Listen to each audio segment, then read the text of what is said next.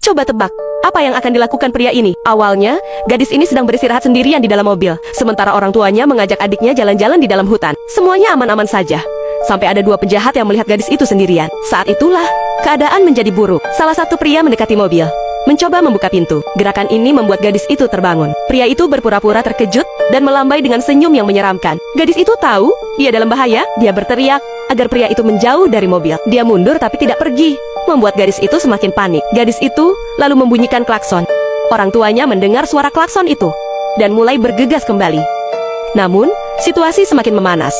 Pria itu mulai menggonggong seperti anjing, menambah ketakutan gadis itu. Saat dia menjadi semakin panik, seorang pria yang lebih tua muncul. Dia melihat bahwa temannya itu merusak rencana, dan dia segera mendekat. Orang tuanya lama sekali lah. Seorang wanita berada di ambang kematian karena kehausan. Namun bukannya meminum setengah botol air yang dipegangnya, dia malah menuangkannya ke seluruh wajahnya. Setelah itu, dia mengambil botol kosong, berdiri di tempat yang lebih tinggi, dan mulai menjilat air hujan yang meresap melalui pelat logam. Tapi, dia kurang puas. Jadi dia mengumpulkan tetesan air tersebut dan menuangkannya ke dalam botol. Tapi, air hujan yang tercemar rasa karat itu tidak lebih baik daripada air laut. Tak lama kemudian, wanita itu mulai mual. Dia telah terperangkap di dalam kontainer selama seminggu penuh. Dan yang lebih buruk lagi, kontainer tersebut terombang-ambing di lautan, dengan air laut yang terus-menerus merembes masuk melalui lubang-lubang kecil. Dia sudah berhari-hari dehidrasi, karena air laut yang merembes masuk tidak dapat diminum. Saat dia hampir putus asa, tiba-tiba dia merasakan tetesan air jatuh di wajahnya. Dia perlahan melihat ke atas dan menyadari bahwa di luar sedang hujan. Dia hampir tidak percaya dengan keajaiban ini dan langsung membuka mulutnya untuk meminum air hujan. Lalu dia segera mengeluarkan semua wadah penyimpanan yang dimilikinya dan meletakkannya di atas meja untuk mengumpulkan air tersebut. Tapi ternyata ini sia-sia. Lalu dia kepikiran membuka bagian atas kontainer, tapi saat mulai mengebor, bornya kepanasan dan mati, menghancurkan harapan satu-satunya untuk menyelamatkan diri. Dengan tangan kosong, tidak mungkin dia bisa membuka kontainernya. Parahnya lagi, 2 botol terakhir air segarnya hampir habis, diliputi oleh situasi yang mengerikan. Dia menjadi marah dan mulai menghancurkan barang-barang di sekitarnya. Tanpa disangka, dia menemukan sebuah kikir dengan bilah seperti gergaji. Dia merasa ada sedikit harapan, tapi alat itu tidak seefektif bor. Setelah menggergaji beberapa saat, tidak hanya sia-sia, tapi tangannya juga penuh luka. Selain itu, tubuhnya juga telah mencapai batasnya karena dehidrasi yang berkepanjangan. Keesokan harinya, dia kepikiran rencana yang bagus untuk keluar dari sini. Setelah menenangkan bayinya, dia mulai beraksi. Dia hanya perlu memotong satu sisi kontainer lagi untuk dibuka. Dia bisa membukanya seperti kaleng ini, dengan menemukan titik ungkit untuk menarik. Dia menggenggam erat 2 tali dengan kedua tangannya dan menarik dengan sekuat tenaga. Karena usahanya yang begitu keras, celah itu menjadi semakin besar. Dia menggunakan seluruh berat tubuhnya, dan diiringi suara berderit, pelat logam itu terbuka sepenuhnya. Cahaya yang lama terhalang kini menyinari wajahnya. Ketika melihat keluar, dia menyadari bahwa dirinya sedang mengapung di tengah laut yang luas dan sendirian. Orang-orang ini sangat terkejut. Kok bisa ada kapal raksasa yang muncul di tengah kota New York? Bus yang terendam di bawahnya langsung hancur seperti ayam geprek. Tapi ini juga membuat kapal itu berhenti mendadak. Mereka kira ini hanyalah badai biasa, tapi ternyata adalah tsunami maha dahsyat yang belum pernah terjadi sebelumnya. Tak lama kemudian, gelombang raksasa itu menyapu seluruh kota, tapi para penduduk sama sekali tidak menyadarinya. Tepat saat itu, seorang wanita meminta Anna untuk mengambil paspornya yang ada di mobil. Tanpa tahu bahaya yang mengintai, Anna langsung kembali ke mobil tanpa menyadari ada gelombang tinggi yang akan menerjangnya. Untungnya, Sam menyadari ada yang tidak beres dan memanggil Anna untuk kembali. Tsunami itu dengan ganas menelan segala sesuatu di hadapannya, bagaikan binatang buas yang menerjang kerumunan orang. Mereka yang tidak bisa melarikan diri langsung tersapu ombak. Sam dan Anna berhasil berlari ke perpustakaan. Mereka baru saja mencapai lantai 2 ketika banjir menerobos masuk. Sepertinya ini adalah kiamat bagi umat manusia. Dalam hitungan menit, kota telah berubah menjadi reruntuhan yang tergenang air. Para korban yang berhasil diselamatkan diliputi ketakutan dan kegelisahan. Sam pergi ke lantai 1 untuk menelepon ayahnya, seorang ahli meteorologi Amerika yang terkenal. Ayahnya memperingatkan Sam untuk tidak keluar karena badai dingin ekstrem akan segera melanda. Tapi tiba-tiba sambungan telepon terputus saat air membanjiri ruangan. Anna panik sekali. Untungnya, Sam berhasil berenang ke permukaan di detik terakhir. Anna segera mengganti pakaian Sam dengan yang kering, sementara yang lainnya belum menyadari bahaya yang mengintai. Tiba-tiba seekor anjing mulai menggonggong ke arah jendela, menarik perhatian semua orang ke kapal raksasa yang mengapung di tengah jalan. Kapal itu akhirnya berhenti setelah menabrak bus yang terendam. Tak lama kemudian, salju mulai turun di seluruh New York, dan air tsunami tadi jadi membeku. Para penyintas tsunami mulai berjalan di atas es, bergerak bersama ke arah selatan. Melihat hal ini, orang-orang di perpustakaan pun memutuskan untuk mengikuti mereka dan bersiap untuk pergi. Namun, Sam tetap yakin pada peringatan ayahnya dan berusaha menghentikan mereka agar mereka tetap tinggal. Ia menjelaskan bahwa ayahnya adalah seorang ahli meteorologi, dan jika gelombang udara dingin tiba, semua orang di luar akan mati membeku. Meskipun sudah memohon, sebagian orang memilih untuk pergi. Hanya segelintir orang yang tetap bersama Sam. Pada akhirnya, mereka yang keluar mati membeku. Seorang wanita melemparkan suaminya ke dalam sumur, tetapi ketika menariknya kembali, suaminya telah berubah menjadi setumpuk emas. Dia terkejut dan dengan panik memeriksa emas itu. Dia menemukan secari kertas yang bertuliskan, "Terus kirimkan aku hal-hal seperti ini." Barulah ia menyadari, setiap pria yang masuk ke sumur itu akan berubah menjadi emas. Kedua wanita itu melihat pria mabuk di dekat mereka, lalu saling bertukar senyum jahat. Beberapa saat kemudian, teriakan mengerikan menggema dari dalam sumur. Awalnya, Rahul hanya ingin menggali sumur, tapi di tengah prosesnya, tanah tiba-tiba longsor. Tiba-tiba, Anjali terseret ke bawah. Untungnya, Rani menahan dengan kakinya. Kedua wanita itu mengerahkan seluruh tenaga untuk menarik tali itu. Dengan susah payah, mereka menarik Rahul ke atas. Tapi dia malah ngomel-ngomel. Rani melihat sumur itu dalam sekali, tanpa dasar. Penasaran, Rahul meminta Anjali menurunkan lampu minyak. Tak lama kemudian, tali itu tertarik sangat kuat. Untung Rahul berhasil memegangnya tepat waktu. Ketika menariknya kembali, lampu itu sudah hilang. Sebagai gantinya, ditukar dengan sebuah guci tanah liat. Saat dibuka, guci itu penuh dengan emas. Dibutakan oleh keserakahan, Rahul bergegas ke pasar. Dia mau membeli banyak lampu minyak, berharap bisa mendapatkan lebih banyak emas. Sementara itu, mereka memeriksa harta karunnya, dan ada sepotong kain di dalam guci yang bertuliskan, "Jika kamu punya lebih banyak, kirimkan ke bawah untuk menguji sumur ini." Mereka menurunkan seekor ayam ke dalam sumur. Tak lama kemudian, tarikan kuat itu muncul lagi. Sekarang yang muncul adalah sebaskom penuh emas. Kedua wanita itu sangat gembira. Tepat pada saat itu, Rahul kembali dengan gerobaknya yang penuh dengan lampu minyak. Dia memasukkan semuanya ke dalam sumur. Tetapi kali ini tidak terjadi apa-apa. Merasa tertipu, Rahul mengambil parang dan memaksa kedua wanita itu menurunkannya ke dalam sumur. Dia ingin membuat perhitungan di dalam sana. Tak lama kemudian, tarikan kuat kembali datang. Teriakan Rahul perlahan menghilang. Ketika mereka menarik tali kembali, yang tersisa hanyalah seember emas dan parangnya. Rahul, pesan di kain itu telah berubah. Isinya, "Terus kirimkan yang seperti ini." Mereka saling memandang dengan tatapan jahat, menargetkan pria mabuk itu. Seorang wanita mengalami sesuatu yang aneh saat mengambil foto. Anaknya tanpa sengaja menumpahkan sedikit saus tomat di bajunya. Dan saat dia memeriksa apakah itu terekam di kamera, peristiwa aneh terjadi. Saat wanita itu mengatur kameranya, seolah waktu terulang kembali. Dunia terasa mundur, dan saus tomat di baju anaknya menghilang, seolah waktu kembali ke 1 menit sebelumnya. Ketika dia menyadari apa yang baru saja terjadi, dia melihat baju anaknya benar-benar bersih. Dia bingung, lalu bertanya kenapa di baju anaknya tidak ada noda saus. Tapi anaknya juga bingung dengan pertanyaan ibunya. Kegelisahannya semakin menjadi. Apakah dia tertipu dengan ingatannya sendiri? Kejadian itu diamati oleh polisi yang ada di situ, yang menyadari kebingungan Daisy. Tidak mendapatkan jawaban dari anaknya, Daisy terpaksa melupakan hal tersebut. Tapi, ketika dia mengantar anaknya ke sekolah, kejadian aneh terus berlanjut. Melihat ibunya yang terguncang, sang anak mencoba menghiburnya dengan menggunakan kamera. Tapi, dia tidak sengaja menginjak pedal gas terlalu dalam, sehingga mobilnya melaju kencang dan menarik perhatian para agen di belakang mereka. Saat polisi mengejar, dia tidak punya pilihan selain menepi. Dia memperingatkan anaknya untuk tetap tenang dan menghindari konflik. Tapi, polisi Dick yang sebelumnya mereka temui di restoran, mendekati mereka dengan penuh kecurigaan. "Kalian mau kemana?" tanya Dick. Daisy menjawab, "Saya mau mengantar anak ke sekolah." Tapi Dick tidak puas. "Apa kalian membawa senjata?" Daisy membantah keras. Tapi Dick terus mendesak anaknya. "Kenapa tadi ngebut?" Saat Dick akan membiarkan mereka pergi, matanya tertuju pada kamera. "Kalian merekam ya?" tanya Dick. "Waspada." Daisy buru-buru mematikan kamera. Tapi terjadi kekacauan setelahnya. Ketiganya berebut kamera itu. Lalu Daisy tanpa sengaja menekan tombol rewind, dan seperti sebelumnya, waktu terulang kembali. Ketika dia sadar, semuanya terlihat normal. Anaknya masih memegang kamera, bingung melihat ekspresi panik ibunya. Dia menyadari bahwa kamera itu bisa mengulang waktu, dan hanya dialah yang ingat kejadian-kejadian ini. Menyadari bahwa mereka telah menarik perhatian polisi, dia menyuruh anaknya menepikan mobil untuk menghindari masalah. Sang anak tidak menyadari masalah yang tengah dihadapi. Mengira semuanya baik-baik saja. Saat Daisy keluar, ia merasa gemetar. Anaknya mengira sang ibu tidak enak badan. Tepat saat itu, polisi Dick mendekati mereka.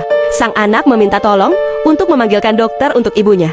Tapi Dick tidak peduli dan berkata, "Mobil harus diparkir dengan benar dulu." "Persetan dengan mobil itu," kata sang anak ketika Dick mulai mengeluarkan senjatanya. Sang anak panik dan menekan tombol kamera sekali lagi. Dalam sekejap, waktu terulang kembali. Saat Daisy sadar, dia mendapati dirinya kembali berada di restoran yang sama. Titik awal dari semua kejadian aneh mereka. Cewek ini baru aja nolongin orang lewat dengan ngasih payung buat dia. Taunya, sesuatu yang gak normal terjadi. Orang tadi kok tiba-tiba jadi tinggi banget sih? Cewek itu langsung nge-freeze, gak bisa gerak. Dan tiba-tiba, makhluk itu pelan-pelan nengok ke arahnya. Mukanya pucat kayak mayat, matanya kosong liatin dia. Dia langsung ingat nasihat pemilik toko lampu dekat situ. Kalau ketemu orang aneh pas malam, pura-pura gak lihat, langsung kabur aja. Nggak pakai lama, dia langsung balik badan dan segera cabut dari situ. Pengen buru-buru pulang, tapi ternyata makhluk itu ngikutin dia. Jalannya emang pelan sih, tapi bikin merinding. Cewek itu pun lari sekencang-kencangnya. Pas pemilik toko dengar teriakannya, dia buru-buru keluar. Nah, yang bikin merinding, pas si pemilik toko perlahan buka kacamata. Makhluk itu kayak ngerasa takut dan berhenti ngejar gitu. Akhirnya, makhluk itu putar balik dan pergi ke dalam kegelapan. Dan pelan-pelan, tubuhnya berubah jadi tambah pendek kayak orang normal. Ngeri kali ih. Di mata orang lain, ini cuma kotak susu biasa. Tapi buat dia, ini adalah kunci buat kabur dari penjara. Dia hati-hati membuka kardus susunya. Dan di dalamnya, ada lapisan tipis film. Dia lepaskan dan bersihkan. Saat penjaga lengah, dia tempelkan di tombol kombinasi kunci. Nah, pas penjaga penjara masukin password, sidik jarinya bakal nempel di 4 tombol yang ditekan. Dengan cermat, dia copot lagi filmnya. Dan amati bekas sidik jari di situ. Dari situ, dia bisa tahu posisi 4 tombol yang dipakai dan angka kombinasinya. Ada 24 kemungkinan. Sekarang tinggal uji coba passwordnya. Tapi masalahnya, gimana cara dia bisa nyentuh tombol kuncinya? Dia punya ide. Gulung tisu toilet jadi bola-bola kecil, isi dengan pasta gigi, lalu bungkus lagi dengan kertas sampai jadi gumpalan yang lebih besar. Pas penjaga buka borgolnya, diam-diam dia dorong gumpalan kertas itu ke lubang kunci jendela kecil. Jadi, meski jendela kecilnya dikunci, dia bisa buka dengan mudah. Tinggal julurin tangan lewat jendela, dan dia bisa nyoba mencet-mencet sampai 24 kali. Dan akhirnya, dia berhasil. Pencuri yang mau maling berlian super mahal ini punya trik jitu. Pertama, dia lapisin badannya pakai kapur biar mirip patung. Terus nyamar di antara patung-patung museum. Pas nggak ada orang, dia pakai remote control yang disembunyiin di Alkitab buat ngendaliin mobil kecil yang jalannya ngikutin garis hitam di lantai. Nah, ini bikin bingung satpam. Bahkan waktu mobilnya ketutup kaki satpam, si pencuri tetap santai aja. Setelah nyoba beberapa kali, mobilnya akhirnya bisa nyelip lewat kaki satpam dan masuk ke etalase tempat berlian dipajang. Dia pelan-pelan naikin mobilnya sambil ngeluarin tali katrol buat manjat lewat celah etalase. Pas udah nyampe atas, dia celingak-celinguk bentar, terus aktifin cakar mekanik di mobil buat ngambil tuh berlian. Biar nggak ketahuan, dia taruh kamera mata kucing di patung dekat situ. Begitu berliannya diambil, mata kucingnya langsung bikin ilusi kalau berliannya masih ada di situ. Akhirnya, si pencuri berhasil kabur bawa berlian. Tapi pas dia lagi mau pergi pakai samaran tukang bersih-bersih, ketabrak polisi yang lagi jalan ke arahnya. Kira-kira ketahuan nggak ya?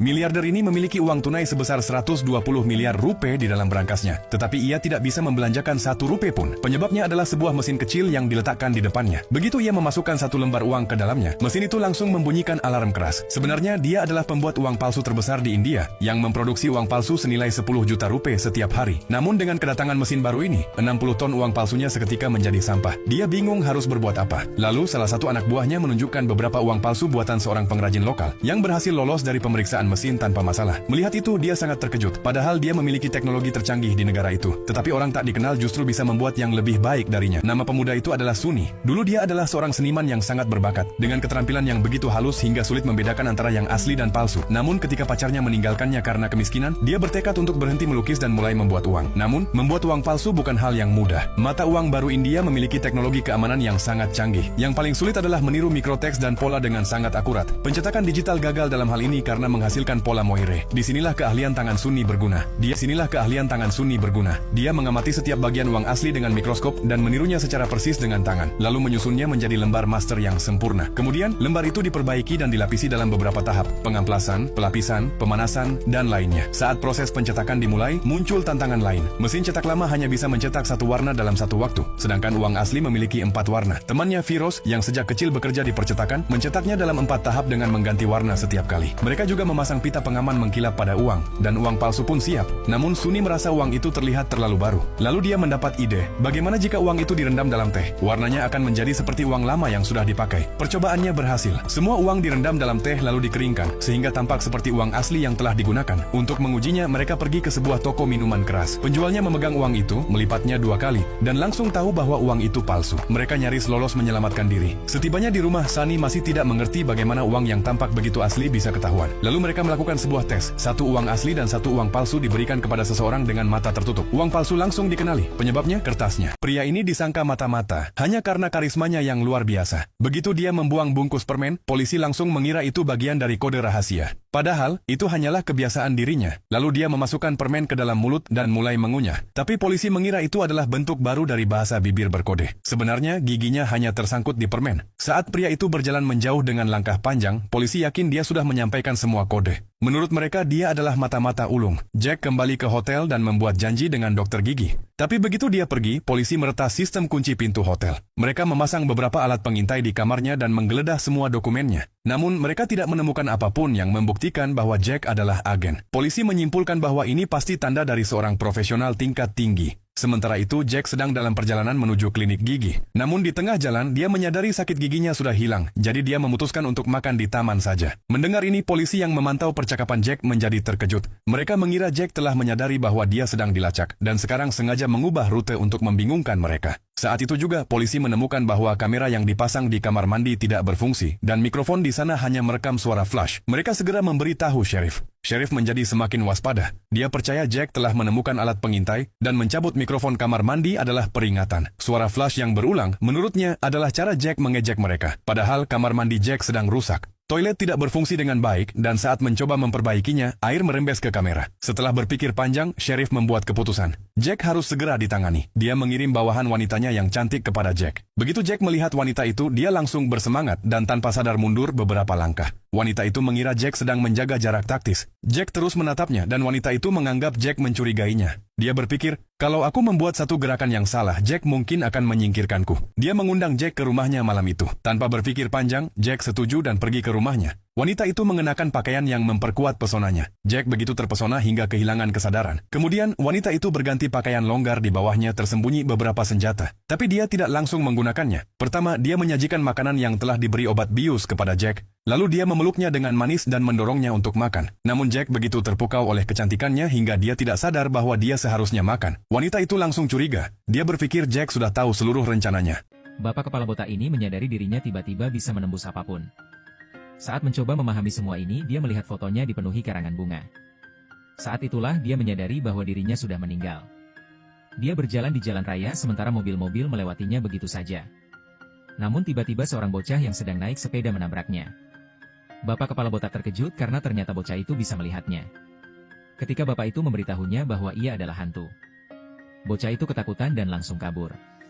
Bocah itu cepat-cepat naik bis tapi bapak kepala botak tidak membiarkannya kabur begitu saja karena hanya dia yang bisa diajak berinteraksi. Dia mencoba menarik bocah itu dari dalam bis tetapi gagal mengeluarkannya. Bapak kepala botak mengikuti bocah itu hingga pulang ke rumahnya dan meyakinkannya bahwa dia tidak akan menyakiti. Dia menjelaskan bahwa ia hanya ingin meminta tolong untuk menjualkan pesawat yang telah dirancangnya selama 10 tahun. Bocah itu setuju untuk membantu dan bapak kepala botak mengajarkan cara menerbangkan pesawat itu. Setelah berlatih beberapa bulan bocah itu siap. Dia menerbangkan pesawat seperti seorang ahli dan dengan bantuan bapak itu ia berhasil mendarat di Maros, Sulawesi Selatan untuk membeli oleh-oleh kesukaan keluarganya. Ia membeli roti Maros kukus yang menjadi oleh-oleh paling dicari saat ini. Buat kamu yang sedang mencari oleh-oleh jangan ragu ke roti Maros Karaengta saja.